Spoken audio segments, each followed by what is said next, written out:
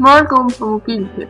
Den anvender sig til alle med mobiltelefon, men nok mest til kvinder og mødre, da det er dem, der går mest rent og ikke gider alle de ledninger, som ligger flyder. Det er typisk til familier med mere end ét barn, som benytter sig af den, og indkomst og uddannelse, det er lidt lige meget, da alle kan bruge den, og alle sammen har råd til den.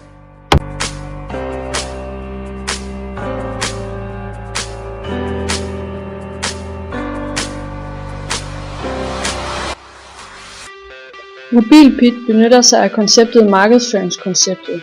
Da det er et nyt produkt på markedet, tænker de på, hvad folk de har brug for at analysere markedet, for at finde på nye produkter, der opfylder behovene og ønskerne bedst muligt. Markedsføringskonceptet består af, at man retter sig ind efter kundernes behov og ønsker, men laver produktet efter de behov for at sikre sig at få størst mulig omsætning i sidste ende.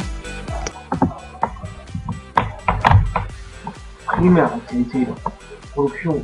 Mobilspildesignet er en helt normal telefonholder, som ligner den, man har i dag i biler. Farven på produktet er sort. Målgruppen for deres produkt er til dem, som godt kan lide at styre på deres ting og ikke at bruge alt for meget. Det bliver støbt af maskiner og fremstillet af folk. Emballagen er lavet af plastik og pap. Indgående logistik. Deres ordremodtagelse er på 51.000 stykker af MobilPIT, som blev fragtet i en container fra Kina. De sælger deres produkter til detail forretninger. Markedsføringssalg. Prisen på MobilPIT er mellem 50 og 70 kroner. Deres forhandler tv og andre mobilselskaber og sælger gadgets og mobiler. Deres salgspromotion er non-media, da de ikke reklamerer det over media. De laver personligt salg ved Messi, hvor de giver info og forklaring om, hvad MobilPIT er og hvordan det er opstået.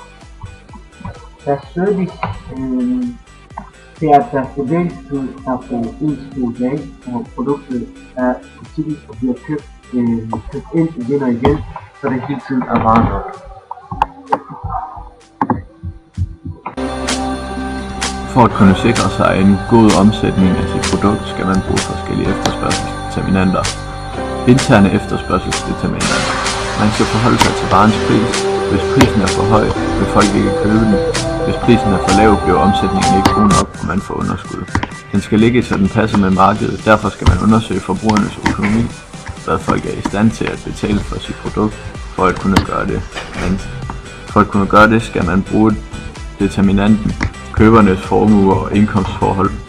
Reklameindsats for varerne er vigtig, fordi de har fået produceret mange eksemplarer af produktet. De skal have solgt alle eksemplarer for at kunne få det til at løbe rundt. Hvis ikke de har reklameret godt nok for deres produkt,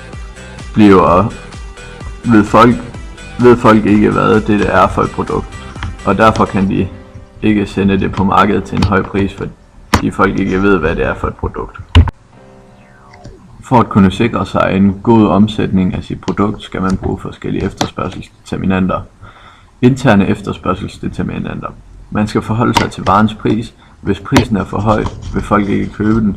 Hvis prisen er for lav, bliver omsætningen ikke god nok, og man får underskud. Eksterne efterspørgselsdeterminanter. Fordi MobilPIT'en bliver produceret i udlandet, har de ikke så store omkostninger ved at lave produktet. Derfor kan de sælge den til lavere priser. De har dog ikke den konkurrence, som de ville have, hvis det var et eksisterende produkt, de prøvede at forbedre, fordi de selv har opfundet ideen om MobilPIT'en.